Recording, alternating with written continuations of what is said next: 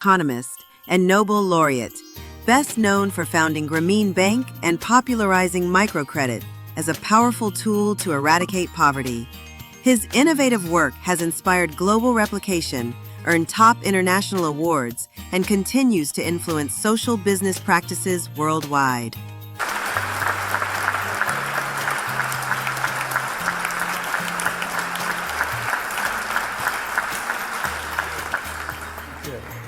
Good evening. The important thing is I made it. So on the way we are worried that maybe we'll be terribly late, but at least not too late. We'll get here. So I'm delighted, and I get very jealous when I come in front of young people. I get jealous because you're so lucky. You're lucky because you're born few years back. Unlike us, in the prehistoric days, we were. I think the reason that I'm jealous, I see how powerful you are, the young people of this time. And I tell young people today are the most powerful generation in the entire human history. Not because these young people today are smarter than before, it's about the same, smartness is the same.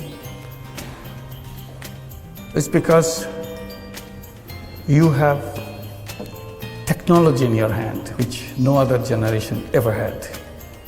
Unbelievable technology. That gives you tremendous power. On the surface, you look just like another human being, but in reality, each one of you is a Superman and a Superwoman because of the power you get from the technology. So technology is an issue for me, excites me completely. People usually tell young people that you are the leader of the future. That's the standard way, say leader of the future. I try to repeat and emphasize that no, that's not true. Because you are leader already.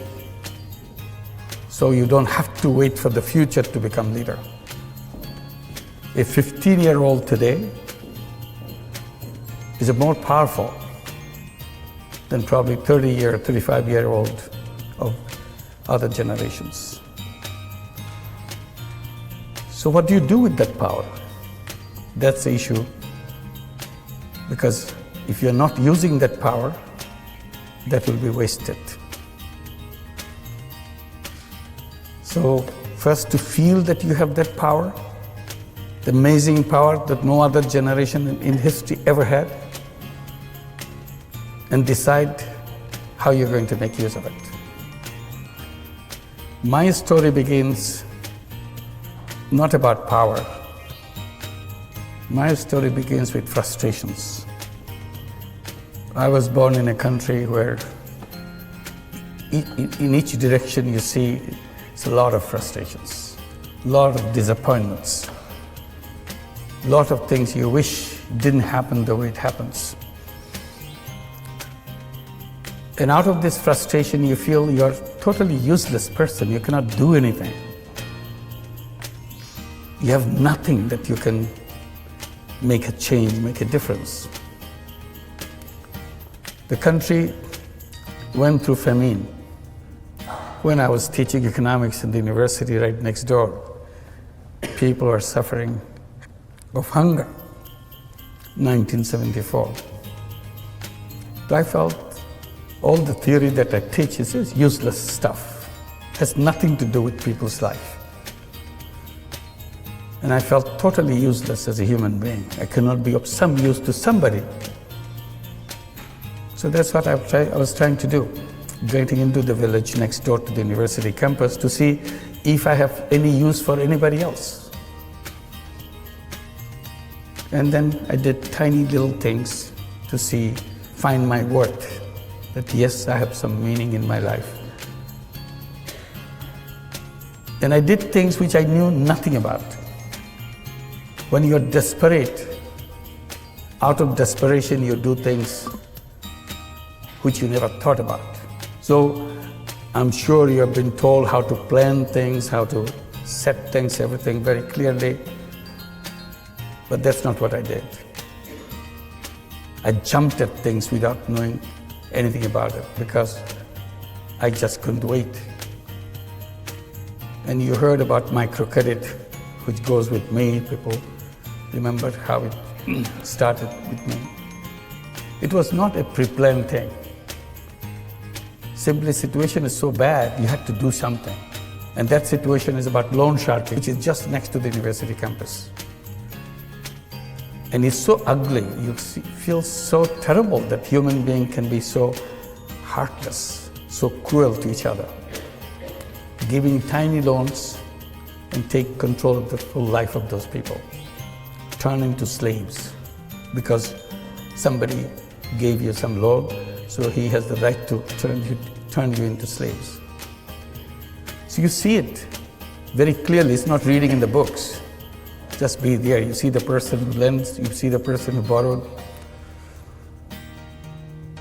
and you feel totally important. You don't know what to do. Suddenly it came to my mind, I can do something. I can take care of this problem. It may be a global problem, who cares? But all I see, these people here, and I can solve the problem for these few people. The idea is, why don't I lend the money myself? If I lend the money myself, then they don't have to go to the loan shark.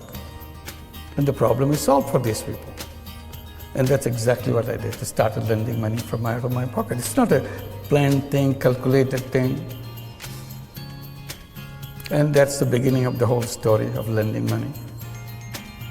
Then the battle became with the banks. They will not open their door because I ran out of my money because it became so popular. Everybody wanted to borrow money. Who doesn't? And in the process, I exhausted all my money.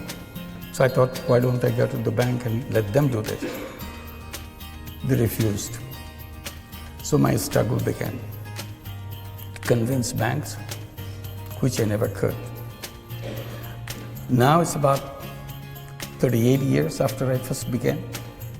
I still couldn't convince the bankers. So now I look at the whole system, what we call economic structures, conceptual framework, and all that. And I feel how wrong they are. And that's again my complaint. We read about it, we study it, we take it so seriously. But I feel it's designed in such a wrong way. Because you look at the theoretical framework of the capitalist system, you immediately find out the misrepresented human being in the theory.